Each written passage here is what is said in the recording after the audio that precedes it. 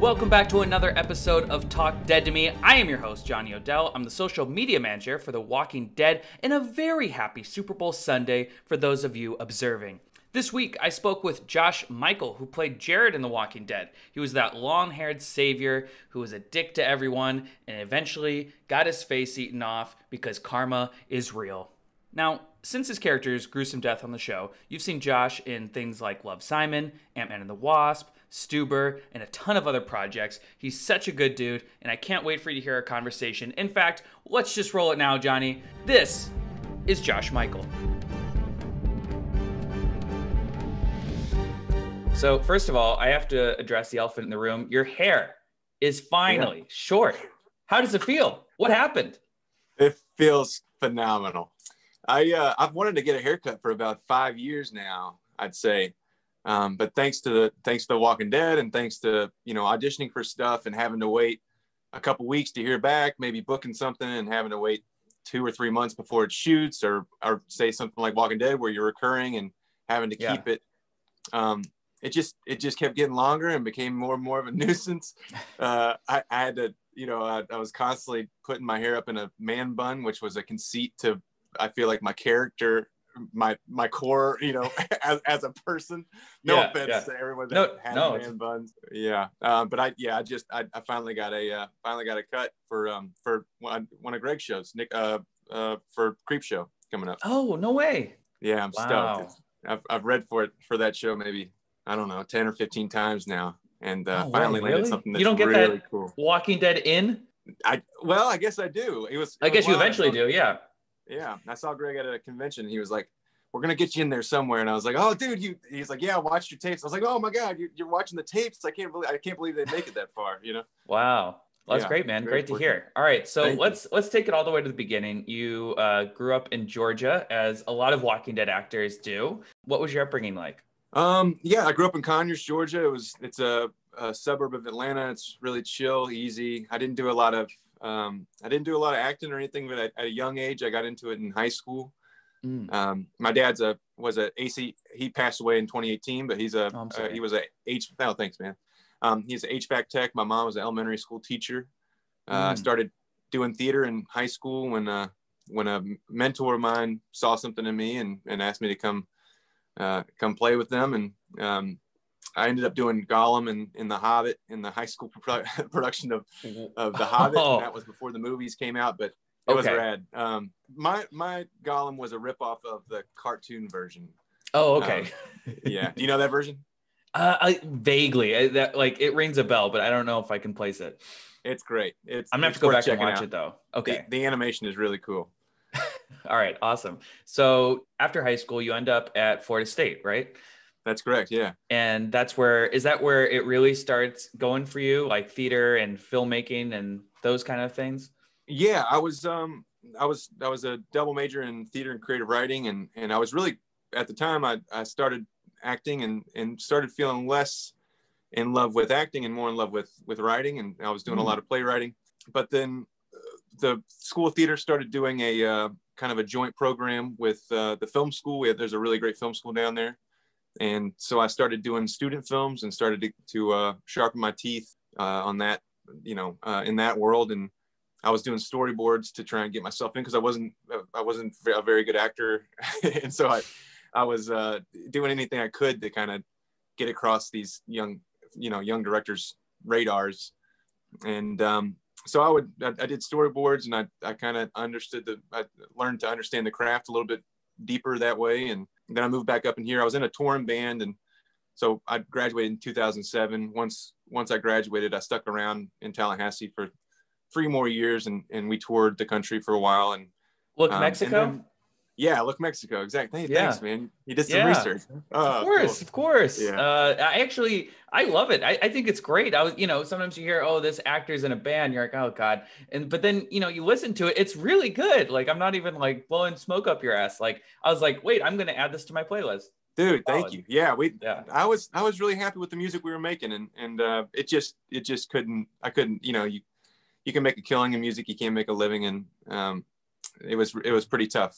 So my dad was going through health stuff, so I moved back in 2010, and fortunately, Walking Dead had started at that point, and Vampire Diaries was cooking along up here, and you know, a bunch of different Tyler Perry stuff was operating, but it just has grown exponentially over the past 10 years here in Atlanta and Georgia. Yeah, you kind of have Hollywood 2.0, or maybe even 1.0 at this point. I mean, it's incredible what's happening in Georgia right now.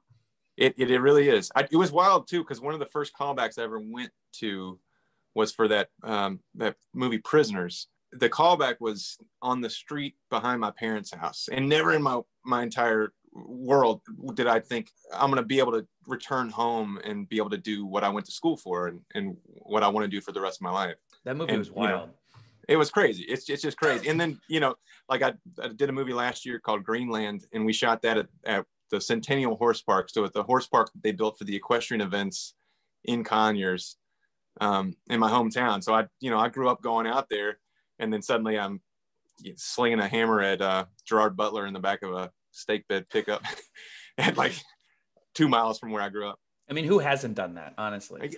Exactly. And he's really great about it. He's a sweetheart. It's a rite of passage.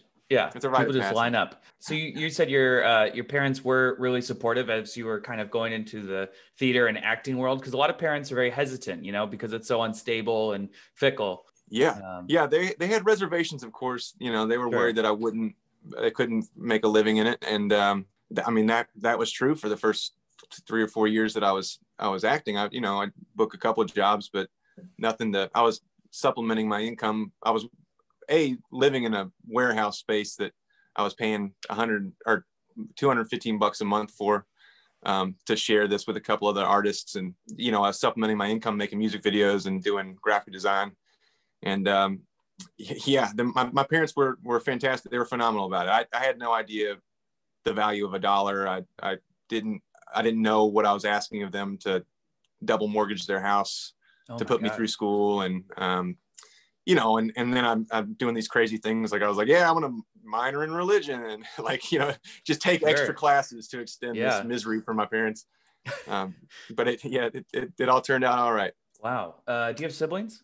I do. I have 2 brothers. Yeah. Nice. How do you guys get along? I love them. My one brother, he's got 4 kids that I'm involved in their life. You know, and 2 of them, the boys, they love Walking Dead. So it was cool for them to come to the, it was rad. We took them to Walker Stalker when it was here, and Dan at the Skybound booth hooked it up with, oh man, such a good dude. All the folks great memory. Love Dan. Oh, dude. Yeah. It was 2 years in a row. He hooked up.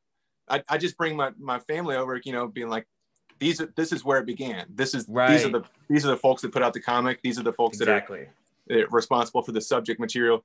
And, you know, their eyes light up.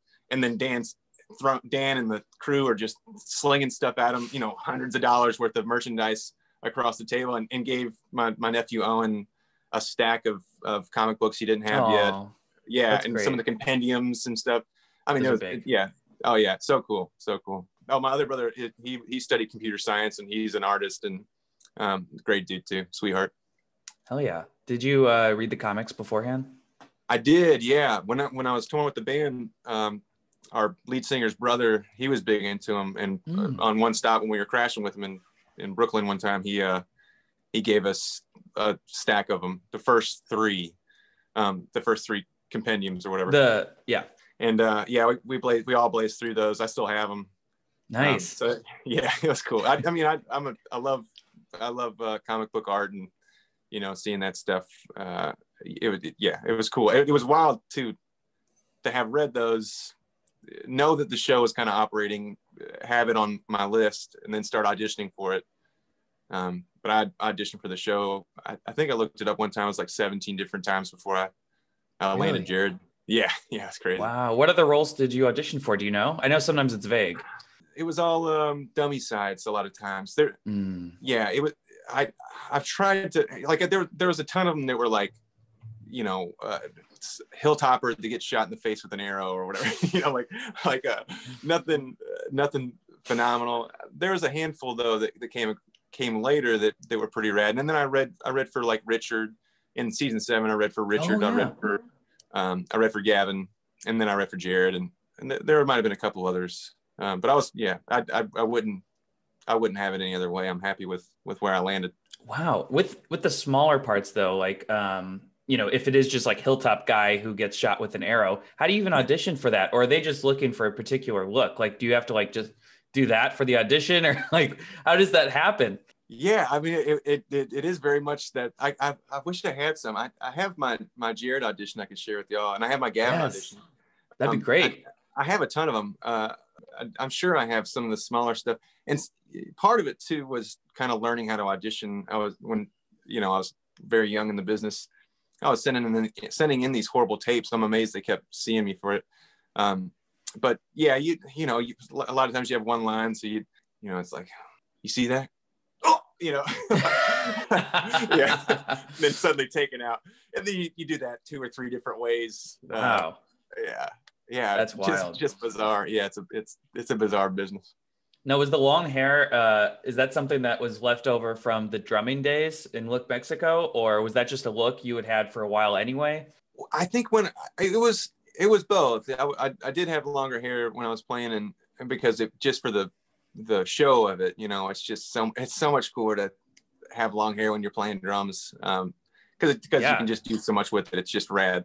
But then when I started auditioning, when I first got up here, I was auditioning for like Army Wives and stuff, and I had to sit down with my agent. And I was like, listen, I'd love to book that, but I'm also I'm kind of attracted to these villain roles. I'd love to play grimier stuff, and I'd love to target Walking Dead. I'd love to target, some of these shows that we're shooting here. Banshee was one of them that I really wanted to get on. I never got on. Rectify, I eventually got on. Right. But so I wanted to target some of this kind of grimier stuff, and so I knew that I'd be a part of a smaller talent pool by having a particular look, and I could work those villain roles. It's stuff that I wanted to do.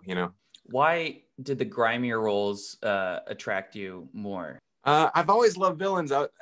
Growing up, I had like I think that's partly my brother's influence and stuff, but I've always loved the darker character. Like I had a Disney villains poster in my room growing up. I got, Okay. this is Haunted Mansion stuff, but I always think they're way more interesting. They're, for a little while, I think when I first started doing student films and stuff, I was like, I'm a leading man. I'm gonna do leading man stuff, just Yeah. because of the ego of it.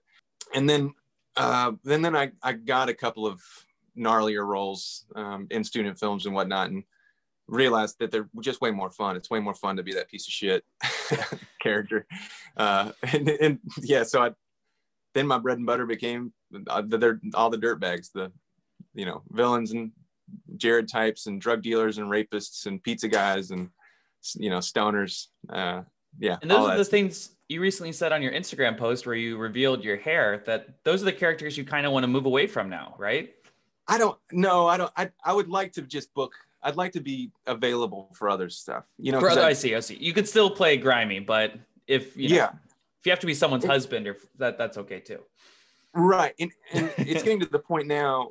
Like I had someone mention on Twitter the other day. It's like when I see you pop up, I know it's bad news. And I feel like to become an actor like that, that's a conceit to the story, right? Because if people know once you show up you're going to be a bad guy, there is no mystery to it. That's So true. I'd love to have a more diverse kind of body of work. All right. Yeah. So in The Walking Dead, you auditioned a million times. You finally got it as Jared. What is your first day on set like? Like, is it surreal? You're like, this is the thing I've kind of wanted for a while. Oh, absolutely. Yeah. It was bonkers. The great thing was so many of us were having our first day. So the only dude who was established that day was Lenny, who I knew I was going to be nervous around because I love Snatch. And then everybody else, all the Kingdomers and the saviors that were present that day. So we're talking Logan, Kari, Cooper, Carl, Carrie, Jason Warner Smith. Yeah. But yeah, so a lot of those folks, it was all their first day. So we were all kind of having that first day together, those first day jitters, and able to kind of bury that pretty quickly. I don't think I would have had as lovely of a first day without experiencing that with those other folks. So that was very fortunate. The day itself was amazing because the episode's directed by Greg, And when you're directed by the EP of the show, you kind of know that a note is going to last the longevity of the character. Right. It's okay. Yeah. Like what Greg says sticks. So like, what was his note to you? I mentioned this on Talking Dead. I would do kind of dickish stuff, and he'd want me to kind of up the assholishness, and kept letting me dig into it. So I, certain things that I was already laying into, I was already chewing scenery. He allowed me to ratchet it up even more, and so it was just a really amazing experience. I was just rewatching your fight with Richard this morning, where Yeah. you like beat the shit out of him, and then you turn it on like the middle finger. It's like, God, it's such a good meaty role. Oh yeah, it was fantastic. Yeah. Wow. That so the finger thing, I stole that from Mr. Miyagi. It said it in the script. It was written in the script that he flicks him off. But the nose honk, he's like, live or die. And yeah. Goes, oh, die. and he goes, honk, that was that thing. Yeah. All right. So you worked alongside a lot of powerhouses with Jeffrey Dean Morgan, Lenny James. You said that you were nervous because of Snatch. Andrew Lincoln. Who was the most intimidating to work alongside? Well, I actually, the wild thing, I never got to have a scene with Jeffrey Dean. I guess, is that true? Which I guess that's true. Yeah, It was wild. It was sad. I thought I was going to make it to the compound at some point, but I never got to make it over there. Damn. But I would say that I was intimidated going into the day, my death episode with Lenny and Andrew. Brutal. But Andrew, yeah, it was so, they did me such a solid with that. Amazing. I mean, to die on a show like Walking Dead and have it be that rad, it was a gift. But I would say I was nervous going into that, but Andrew is such a just angel of human being. Like any anxieties you would have going into a day where Andrew's working, I'm sure he has the same effect on everybody. Just, calm, kind, wonderful, which I think is a testament to him, and also the reason why the show stuck around for so long, has stuck around for so long, to have a leader like that, keeping the dynamic on set, so warm, and everybody, the crew just loves him, and the crew themselves are wonderful folks, and it is a family kind of feeling. It's one of the first shows one of the first shows I've had that long of a run, but also just to feel that kind of family. Which is strange to think, like feeling family in a show about zombies, right, or walkers. What would you say your favorite scene as Jared is? Would it be the death scene? The death scene was rad. That was rad. I loved coming back too, because Greg. Oh yeah, you were a ghost.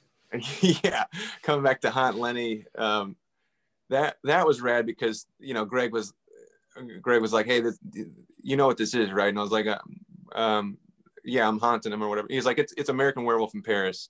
And I'm like, oh, that's it. Oh, okay. And it's like that was a fun day, just because A, I didn't expect it. And B, I got to have a scene with Norm. I got to have a day with Norman there, and a couple of the other crew members or another cast members that I never got to have a day with, and see everybody. It was screwed up, because after my death day, I was saying goodbye to everybody, and EPK rushes in, the behind the scenes crew rushes in, and they want to do an interview, and I'm emotional. Aww. Leaving the show, and I'm like crying. It was wild. I'm crying, and and then I'm giving all these teary goodbyes to everybody, and then like a week later, I'm like, hey guys, I'm back. Hey, it's the crying guy. I'm back. Yeah, exactly. It's like, oh, here he is. Oh, we already said goodbye, man. We committed to not seeing you again. But that was awesome. But I'd say that between the death day and the day one, that was all amazing stuff. Was it something that you had known, like how long your character was going to last, or did they just kind of spring it on you? Oh no. Yeah, no, it was great. No, well, it was wild, because in the audition it said may recur. So I was thinking like, oh, this guy's he's a real piece of work, so he likely won't live very long. So every time I would get sides, I'd open it up, flip through the whatever 3 or 6 pages I got, because I wasn't getting full episodes. And, I'd look, and immediately flip to the last bit that my character appears in and be like, oh, not dead. Oh my God, how is this happening? You know, and that started happening at like episode 2, you know, and then it lasted my episode 2. So, you know, it lasted another 9 episodes of being excited that my character's not dead yet. What a journey, but still worthwhile. It was amazing. Yeah, it was amazing. Go ahead. Oh, I had a wild day. So that final day too was wild because so I had the face prosthetic again. I shoot my stuff. They released me. They still had stuff to do. The location where we were shooting was just up the street from the studio.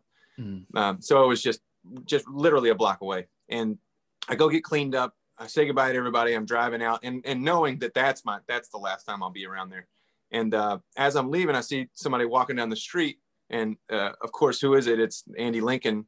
And so I get to say goodbye to him. You know, I see him again at the rap party. Yeah. But I got to say, you know, thanks for what you did for me, for the show, for Georgia. It was just a wonderful way to leave that place. It was amazing. Yeah. Wow. That is amazing. Yeah, it was so cool. Yeah. Well, I want to talk about, even though you didn't have any scenes with him, Jeffrey Dean Morgan's Negan. He's kind of having a redemption arc right now. How do you feel about that? I think it's rad. I mean, good for him, you know, because yeah, I guess so. Yeah, it's amazing. And it happens in the comic books, right? He finds his way. Well, for the most part, he eventually gets exiled, but he does have like closure with some characters. So it's I think it's lovely. It's a dream. I had a call with Scott at one point, Scott Gimple, and or an email. I shot him an email and asked him, hey man, just checking, like, should I color this character with anything, any sort of chance of redemption? He's like, no, he's a complete piece of garbage through and through. Keep playing him that way. And I'm like, okay. But for Jeffrey to have that redemption, I mean, and for folks to believe it too, after the crime of often, Glen and Abraham, it's for anyone to have any sort of endearment to that character is a testament to what Jeffrey's doing on the show, and obviously the writing team to try and manipulate that into somebody that they could even, have any kind of kindness towards. Yeah, I've been watching these bonus episodes that are coming up, and there's a lot of stuff with Negan and Maggie just kind of not saying anything, just looking at each other. And I was like, I just can't see a world where they get to the point where she's like, anyway, Negan, how's your morning? Like, how do you ever get over that? But I guess we'll see. Yeah, right. Yeah. There's a lot of trauma in the show. That's what I think had to have been one of the most challenging things for Andy, is that Rick had to go through so much trauma, and to layer that trauma on top of trauma on top of trauma and still give reverence to the new trauma that's happening. At a certain point, you just got to be like, oh man, someone's dead again. Too bad. I started to like that guy. I mean, think naturally. Maybe just get numb to it. Yeah, you get. I will say, and this is controversial, people hate when I say this, but I think the Glen and Abraham thing, as brutal as it was kind of warranted, because just like 2 days earlier, Rick just like murders like half the saviors in their sleep brutally. Yeah, we did an online panel with and Jeffrey was there. Oh, and people brought it up, like, and I said something to the effect of like, well, Negan did kind of kill these guys and people really love these characters. And he's like, whoa, hold up. Like, you don't remember that Rick murdered all these saviors in their sleep. And it's like, oh yeah. Well, but like you said, they're not top of the call sheet. We're not endeared to them. So it was like, I think the show was making kind of a clear delineation of. Oh, I know. I'm just saying. Dudes. Yeah. Negan was in his right. Exactly. Yeah. Oh, totally. Yeah. Yeah. So after Walking Dead, I mean, I've seen you in so many things, and it makes me so happy when I do, in Love, Simon, man. Or Ant-Man and the Wasp or Stuber. Like, I'm just like, hey, it's Josh. That's so cool. And I'm always so happy for you. Thanks, unfortunately, you're kind of like the Sean Bean, where you die most of the time. And I'm like, no. Oh yeah. Yeah.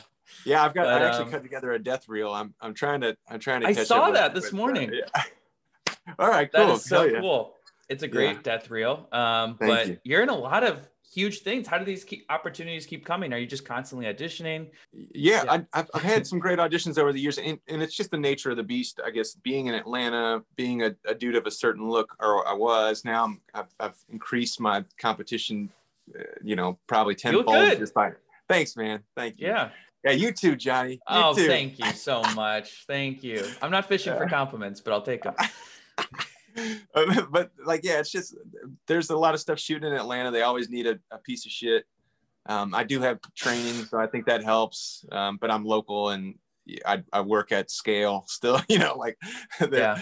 it's like it's a no brainer, I guess. Sometimes it's like, oh yeah, he's been on a set before. Like he won't completely ruin things or embarrass us, and he knows how to die. He can die okay. You can die really good. Thanks, man. Die all the time. Make a living dying. What are your next roles? What's going on now?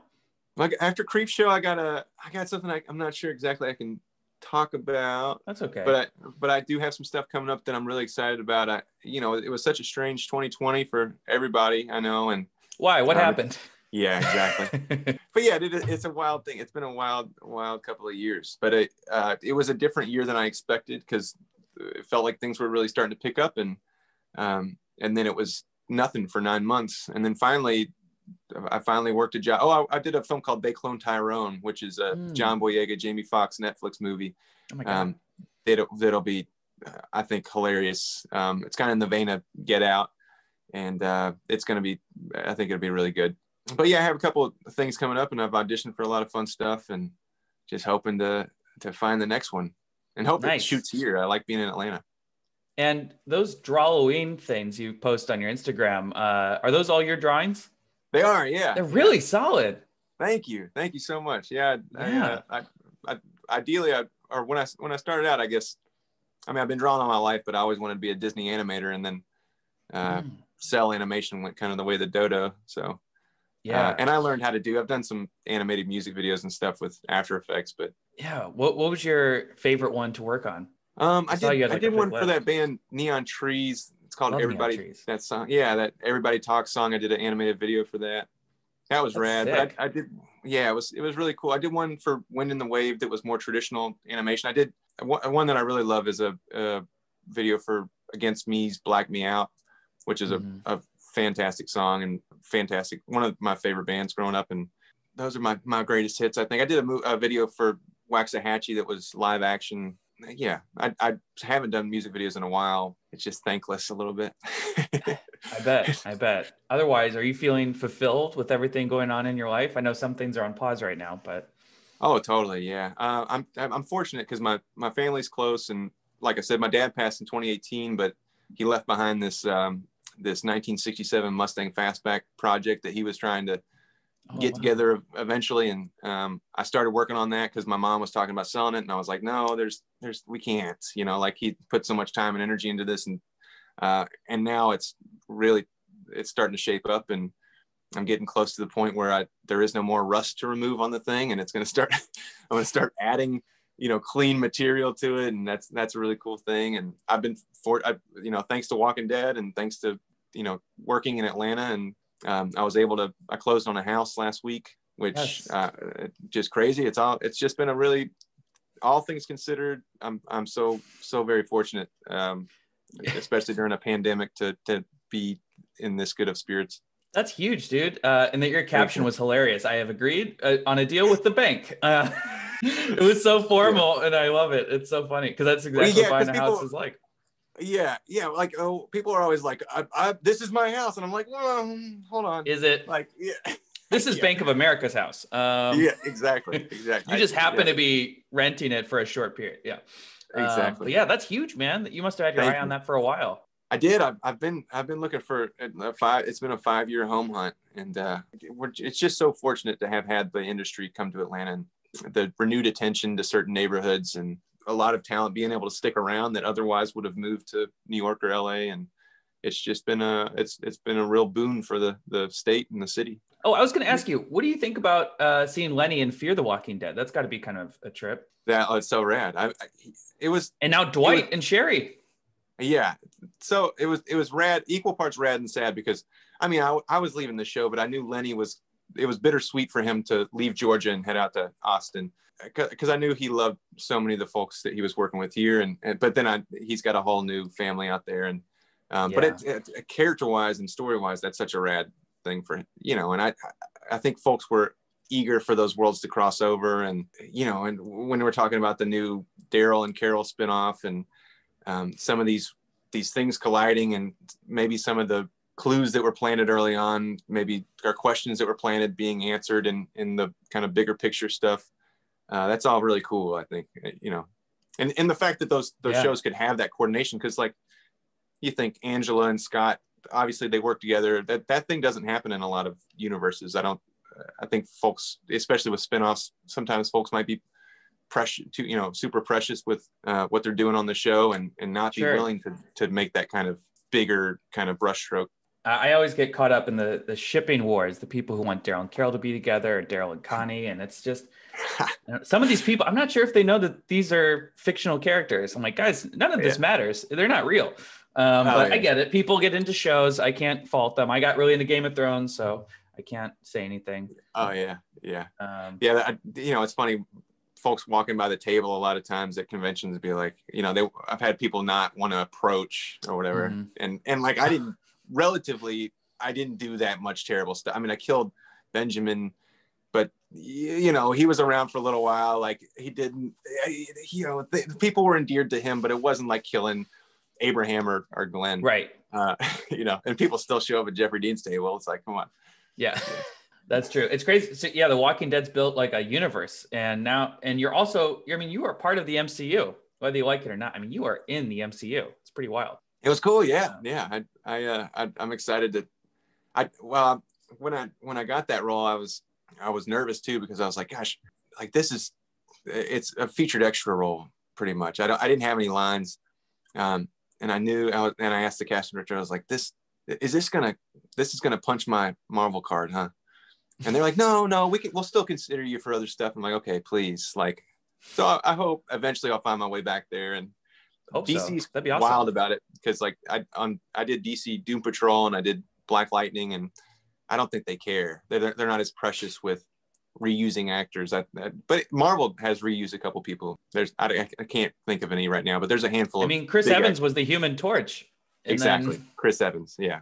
Wow. Well, what a career. And it's still going, and you're still killing thanks, it. Man. Yeah, thanks. It's been great to talk to you, man. Thank you for telling me your story. Tell the people where they can find you on social media. I'm on Instagram at Joshua Mikel, I think, and you know, I will full disclosure, I'm not. It's not all Walking Dead stuff. I think a lot of Walking Dead fans go there expecting more Walking Dead content, and then you got to move on with your life. Yeah, exactly. But you can't dwell. You've been in a million. You were an Ant-Man. You can do. You know, there's other things. There's other stuff going on, man. And it's funny too. Like I'll post a picture of like my nephew and be like, you know, I love this guy, and people will be like, oh yeah, Savior probably wants to kill him, and I'm like, that's not who I am anymore, man. I'm a real person. I'm a real person. Good God. Yeah, but so you can find me on Instagram, Twitter. I was, you know, outspokenly political, so you know, be warned about that. But yeah, forewarning there. And I'm doing kind of a dumb little car restoration thing on my YouTube while I'm working on this Mustang. I look forward to following that. That sounds like a cool story, cool project. Glad you're keeping busy and you're safe. And I knew you're going to be obviously a much better person than Jared and the other characters you've played, and you proved it. You're a great guy. So thanks for talking to me, Josh. And hopefully talk to you in the future. Dude, I appreciate you so much. Thank you for having me. Hell yeah, dude. All right, and that was my interview with Josh Mikel. Thank you guys so much for listening. If you're still here, I really appreciate each and every one of you. Next week, our guest will be announced at some point in the next few days on Twitter at The Walking Dead. So make sure you guys are following us there and on Instagram. Don't worry about Facebook. No one cares. Also, please subscribe to this podcast, Talk Dead to Me, if you aren't already. Rate us 5 stars if you get a chance. That makes my heart happy. Also, makes me look good for the boss, and everyone likes that. Anyway, enjoy the Super Bowl, wear a mask, and happy birthday to Nate.